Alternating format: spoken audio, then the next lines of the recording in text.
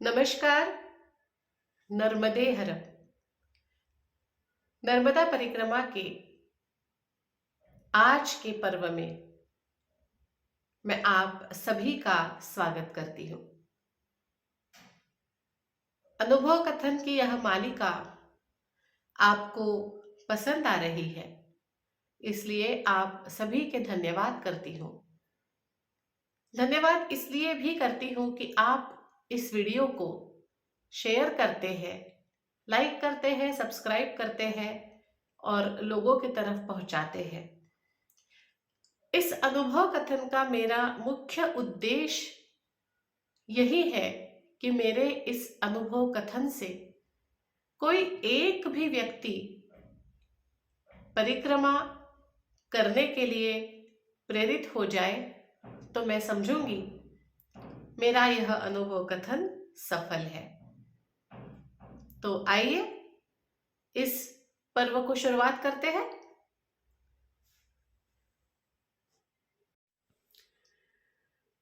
पिछले पर्व में मैंने आपको बताया था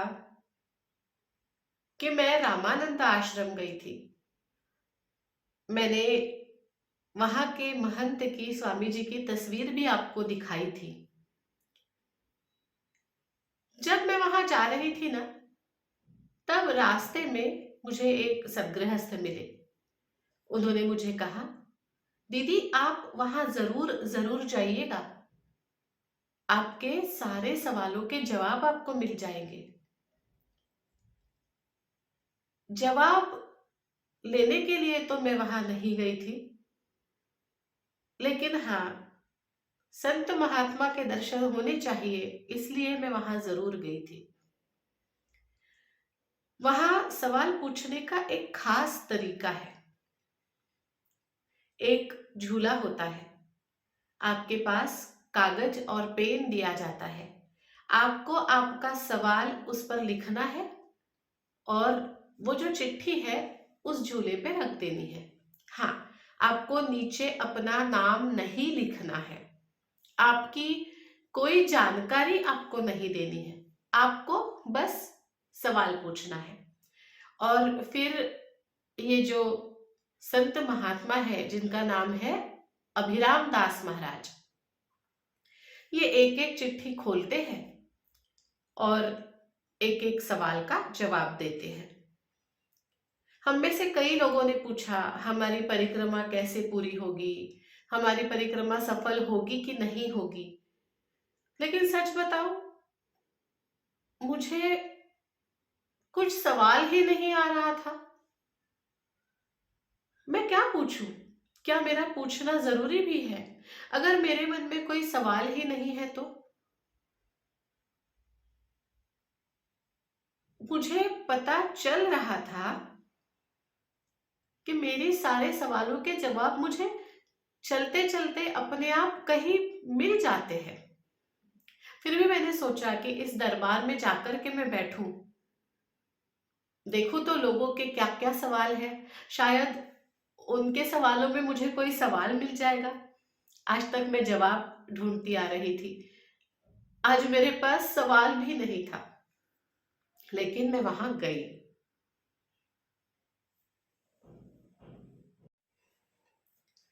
जब मैं दरबार पे गई तो बहुत सारे लोगों ने बहुत सारे सवाल पूछे थे। किसी ने अपनी सेहत के बारे में पूछा था, किसी ने अपने भविष्य के बारे में पूछा था, किसी ने पूछा गुरु के बारे में, गुरु किसे बनाना चाहिए या गुरु कैसे बनाना चाहिए। उस सवाल का जवाब संत अभिराम दास जी महाराज ने कुछ इस प्रकार दिया कि मुझे मेरा अनुभव याद आ गया। उन्होंने कहा, आप कौन होते हो गुरु करने वाले? आप अपना गुरु ढूंढ ही नहीं सकते? गुरु खुद आपको ढूंढने आ जाता है। आपकी इतनी योग्यता ही नहीं है कि आप गुरु को परख सके। बात तो बिल्कुल ही सही थी, क्योंकि अगर मैंने गुरु की योग्यता परखी तो वो मेरा गुरु हो ही नहीं सकता। मुझे मेरा अनुभव याद आया। मैंने बताया तो है पहले भी, फिर भी एक बार बता देती हूँ ताकि आपकी लिंक फिर से लग जाए। ये अनुभव मेरा परिक्रमा शुरू करने के पहले का अनुभव है। मैं जब छोटी थी, 13-14 साल की रही होगी, तब मुझे परिक्रमा भी जाना था और तब मुझे गुरु मंत्र भी लेना था। हमारे घर में सभी लोग परम पूज्य नाना महाराज तराणेकर के अनुग्रहित है और बचपन से मैं भी उन्हें ही अपना गुरु मानती आ रही थी। हाँ, मेरा गुरु मंत्र नहीं हुआ था। जब वो यहाँ पे आए, तब यहाँ पे मतलब उस समय मैं नागपुर में रहा करती थी।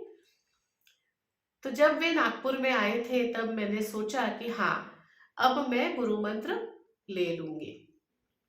मेरी उम्र छोटी थी, मुझे कोई समझ नहीं थी। मैंने अपना नाम लिखवा दिया। उनकी जो लिस्ट थी, जिन जिन लोगों को गुरु मंत्र लेना था, उनके साथ मेरा भी नाम चला गया। तारीख तय हुई। अब मुझे गुरु मंत्र मिलने वाला था, मैं खुश थी। लेकिन हुआ ये कि नाना महाराज जी की तबीयत कुछ खराब हो गई और मुझे मंत्र देने से पहले ही उन्होंने देह रख दिया। अब मैं छोटी बच्ची थी और बचपन से नाना महाराज को देखती आ रही थी। तब मुझे ये समझता नहीं था कि मैं क्या सोच रही हूँ, लेकिन मैं सोच रही थी कि नाना महाराज ने मुझे मंत्र नहीं दिया, उन्होंने मुझे शिष्य स्वीकारा ही नहीं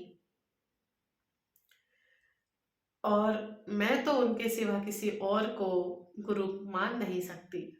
तो अब मैं क्या करूं? अच्छा, मैं इतनी छोटी थी कि ये सवाल मैंने किसी से पूछा ही नहीं, मैं पूछ ही नहीं पाई। लेकिन मैंने मन ही मन में तय कर दिया कि दिगंबरा दिगंबरा श्रीपाद वल्लभ दिगंबरा, जो मंत्र नाना महाराज बोला करते थे, मैं वही बोलूंगी और समझूंगी कि यही मेरा गुरु मंत्र है। हर गुरुवार को दत्तात्रेय महाराज की त्रिपदी करती थी, नाना महाराज ने जो उपासना बताई है वो करती थी और दिगंबरा दिगंबरा इस मंत्र का जाप किया करती थी। दिन बीतते गए, कई लोगों ने मुझे कहा कि इनसे मंत्र ले लो, उनसे मंत्र ले लो, लेकिन मैं जिद्दी थी। मैंने कहा नहीं, मेरा मैं तो नाना महाराज को ही गुरु मानती हूँ, मैं किसी और को गुरु मान ही नहीं सकती। दिन गए, साल गए, मैं बड़ी हो गई। परिक्रमा करने का फिर से एक बार विचार मन में आया। मैं परिक्रमा की सारी तैयारी लेकर के इंदौर आ गई। मेरी बुआ के घर में रुकी, फिर नाना महाराज जी तराणीकर का इनका आश्रम है यहाँ पे, वहां मैं दर्शन के लिए गई। दर्शन करके वापस मैं बुआ के घर गई और अब परसों मुझे परिक्रमा के लिए निकलना था, ओंकारेश्वर के लिए मुझे परसों निकलना था।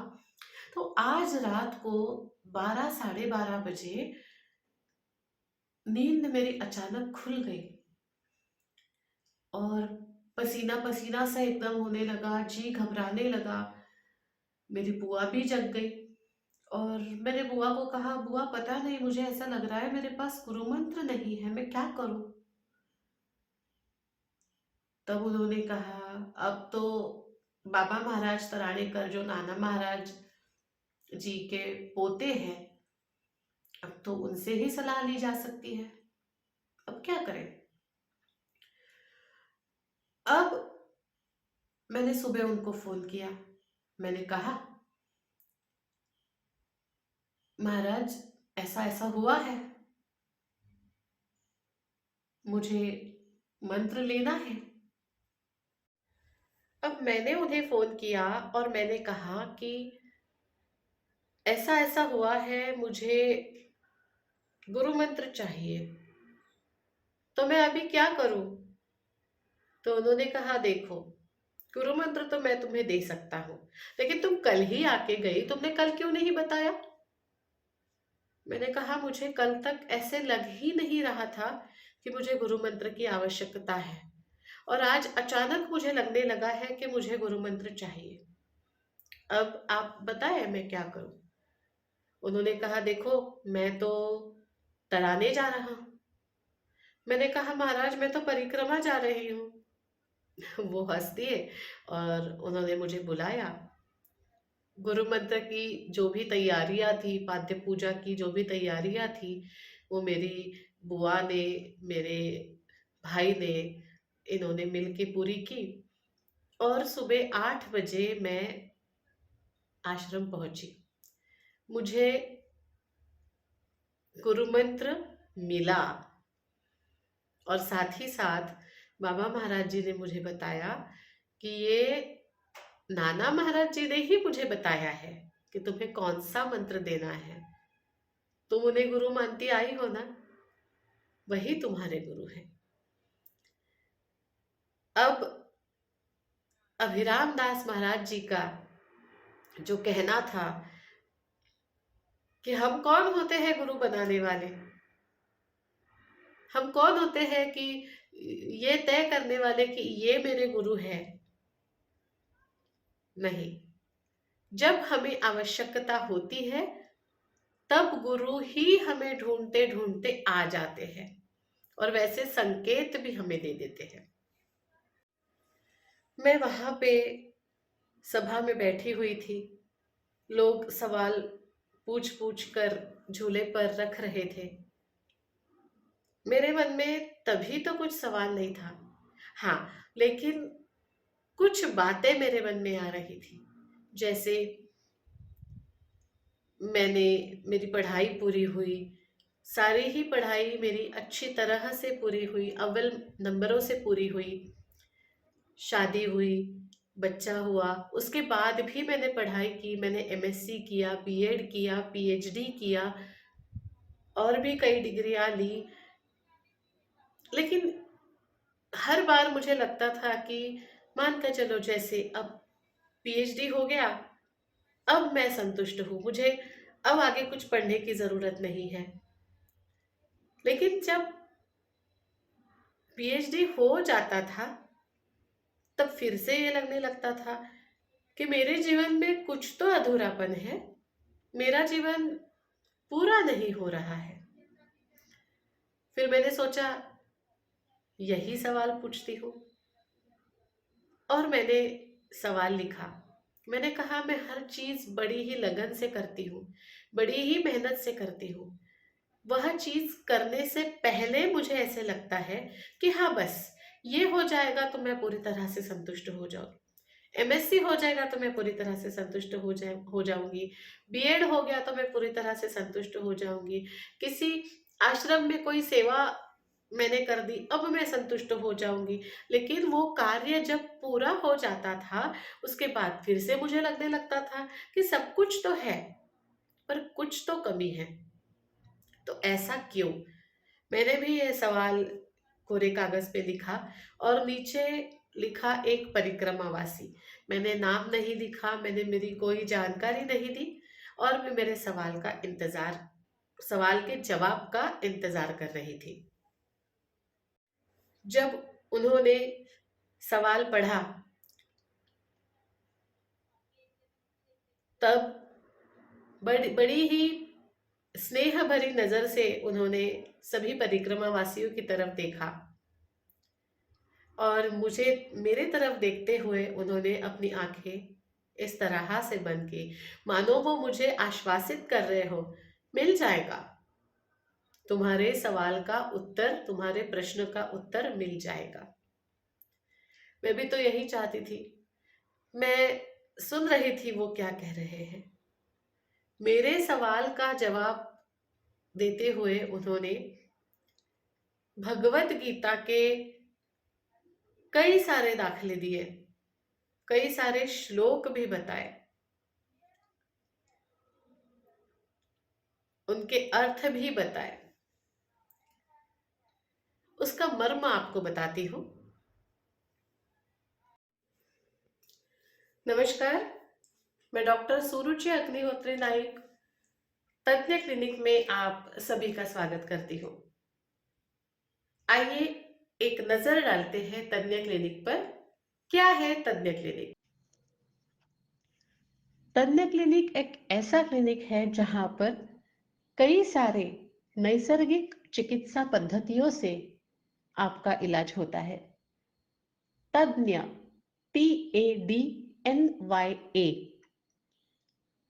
Tissue salt therapy, acupressure therapy, diet therapy, naturopathy, yoga therapy, आध्यात्मिक हीलिंग और साइकोलॉजिकल काउंसलिंग भी तज्ञ चिकित्सा का एक अंग है।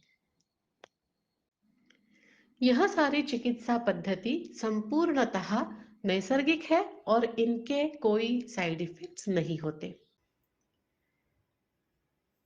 टिश्यू सॉल्ट थेरेपी या मिनरल थेरेपी एक ऐसी चिकित्सा पद्धति है जिसमें किसी भी रोग का इलाज मात्र मिनरल से होता है। यह चिकित्सा पद्धति एकदम आसान है।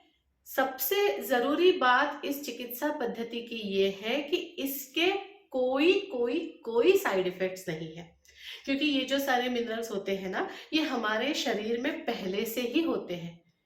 उनका थोड़ा सा जब बैलेंस बिगड़ जाता है तब हमें डिसीजेस होते हैं।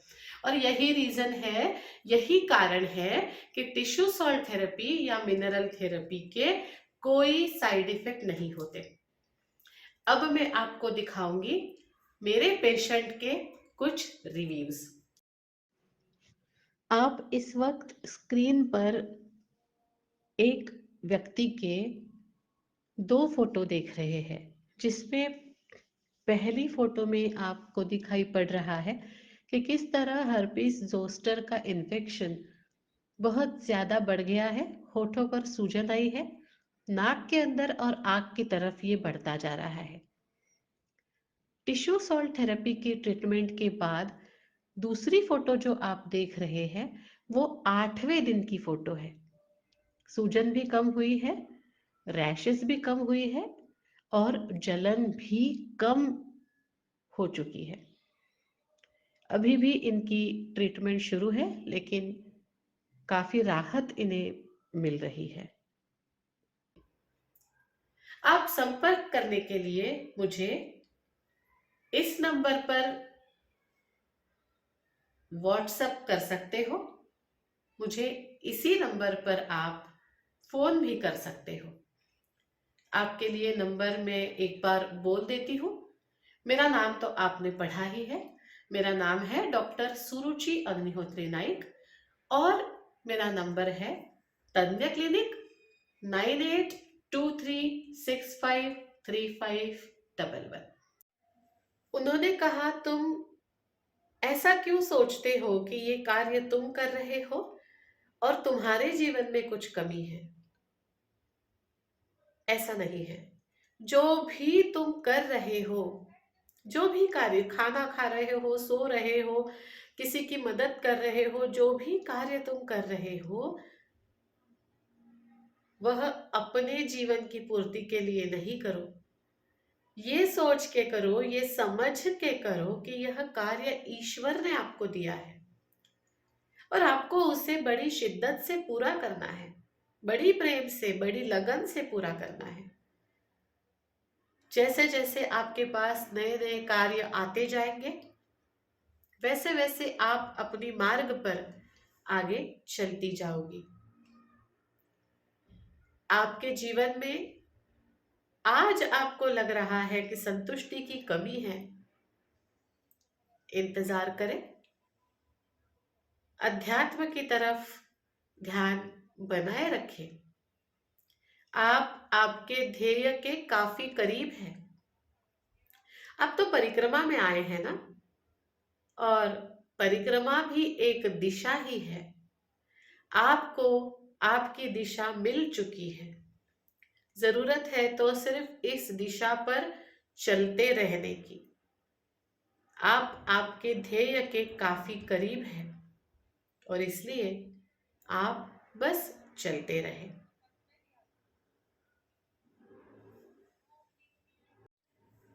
एक सहज प्रश्न जो मेरे मन में आया था, उसका सहज उत्तर अभिराम दास महाराज जी ने दिया। यह स्थान बड़ा ही शांत स्थान है।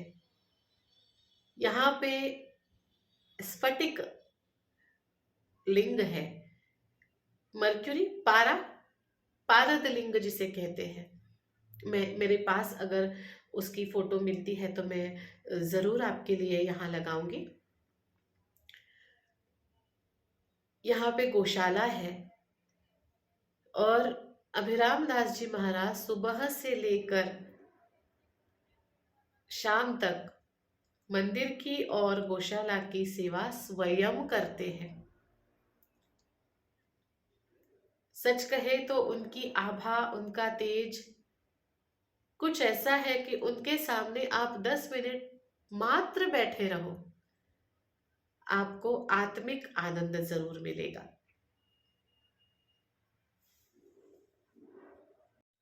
सत्संग होने के बाद जब मैं उन्हें प्रणाम करने गई थी, तब उन्होंने मुझे एक वाक्य कहा।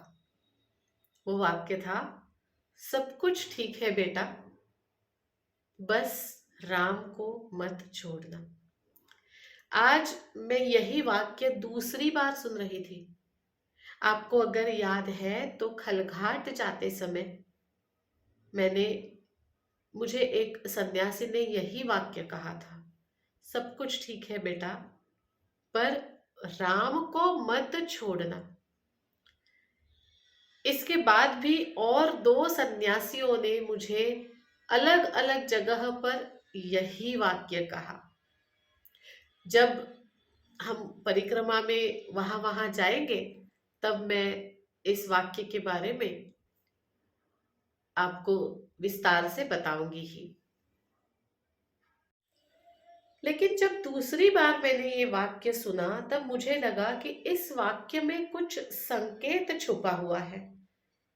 वरना ऐसे कैसे हो सकता है कि यही वाक्य मुझे पहले कहीं किसी अलग सन्यासी ने कहा हो और अब फिर से दूसरी बार वही वाक्य जिसमें कोई शब्द भी अलग नहीं है, राम को मत छोड़ना, 4 शब्दों का यही वाक्य। ऐसा भी नहीं कहा है कि बेटा राम को छोड़िएगा मत, नहीं, मात्र इतना मात्र उसमें बदलाव नहीं है, बिल्कुल वही का वही वाक्य, वही के वही शब्द, राम को मत छोड़ना। और मुझे ऐसे लगने लगा कि इसमें कुछ संकेत है। और ये संकेत क्या था, इसका भी जवाब मुझे मिला जब हम कुंभेश्वर जा रहे थे। जब हम कुंभेश्वर जा रहे थे तो बहुत ही ज्यादा बादल छाए हुए थे। आपको याद है तब ओखी नाम का तूफान आया हुआ था, ओखी जिसका नाम था, ओखी नाम का तूफान आया हुआ था और हम मैया जी के किनारे किनारे चल रहे थे। कभी भी बारिश आ सकती थी, शाम भी होने को आई थी। अब ऐसे में कुछ संकेत क्या उभर कर बाहर आया था?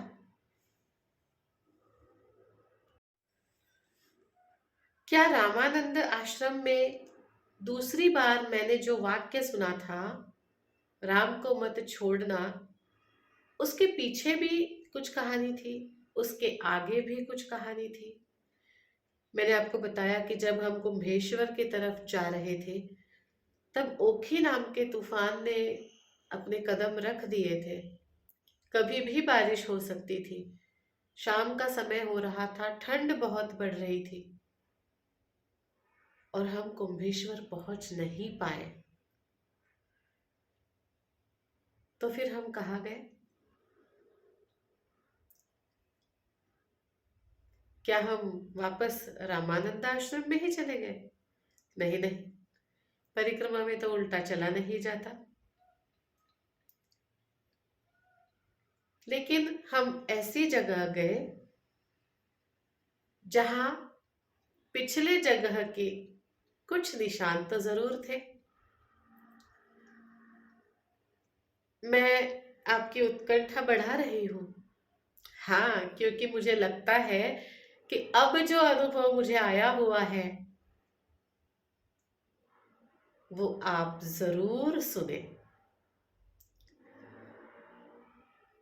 हमने कहाँ विश्राम किया, क्या हमें बारिश लगी, क्या हम फंस गए बारिश में, क्या हमें सही जगह पे निवास आश्रय मिला, और इन सब का रामानंद आश्रम से क्या संबंध था। तो दोस्तों, आज का पर्व यही समाप्त करती हूँ। आपसे विनती करती हूँ, ये अनुभव सभी लोगों को बांटे, चैनल को लाइक करें, शेयर करें, सब्सक्राइब करें। मुझे पता है ये अनुभव सुन के आपको बड़ा आनंद आता है, क्योंकि ये अनुभव है ही ऐसे। जब मैं आपको अनुभव बताती हूँ ना, तब मुझे लगता है मैं फिर एक बार परिक्रमा में निकल पड़ी हूँ। कई लोगों ने तो मुझे ये भी बताया कि जब आप अनुभव बताते हो तो ऐसा लगता है हम तो वही थे, आपके साथ, आपके बाजू में। ये सारी चीजें हमने भी तो अनुभव की हुई है। माता जी के अनुभव ऐसे ही होते हैं, एकदम आकर्षित कर लेते हैं, आश्चर्यचकित कर लेते हैं और आनंद देते हैं। तो जैसे मैं आनंद से परिपूर्ण हूँ, आप आनंद ले रहे हो, वैसे ही सभी को आनंद देना चाहिए। इसलिए फिर एक बार आपको विनती करती हूँ, इस चैनल को लाइक करें, शेयर करें, सब्सक्राइब करें, लोगों को बताएं, लोगों को सुनाएं। और हाँ, पिछली बार मैंने आपसे कहा था कि आप अपने कमेंट्स जरूर लिखें कि आप मेरे विचारों से सहमत हो या नहीं हो, आपको अनुभव कैसे लग रहे हैं। कस्तूरी दीदी चक्रवर्ती जी ने मुझे एक सवाल पूछा था। उन्होंने कहा था कि एक मिडिल एज लड़की को अगर परिक्रमा में जाना है तो क्या ये सेफ है और क्या क्या सावधानियां रखनी चाहिए। कमेंट में दीदी ने लिखा है, तो मैं दीदी को जवाब देना चाहूंगी। कस्तूरी दीदी, केमन आछे तुम्हें? खूब खूब प्रणाम। दीदी, जब आप परिक्रमा के लिए अकेले निकलना चाहते हो तो आपको सिर्फ एक नियम का ख्याल रखना है, वो है नर्मदा मैया पे संपूर्ण श्रद्धा। मैं ये नहीं कहती कि आपको नर्मदा मैया के किनारे बुरे लोग नहीं मिलेंगे, अपवाद तो हर जगह होते हैं, लेकिन जब माई आपके साथ चलती है तब आपको किसी चीज की कोई चिंता करने की जरूरत नहीं होती।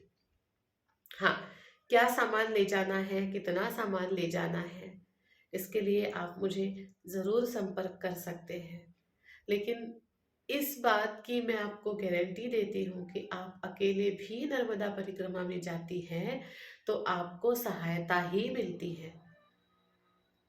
आपके सामने प्रश्न नहीं आएंगे ऐसा नहीं है, संकट नहीं आएंगे ऐसा नहीं है, लेकिन आप के समझ के पहले ही उसे आपसे दूर कर दिया जाएगा।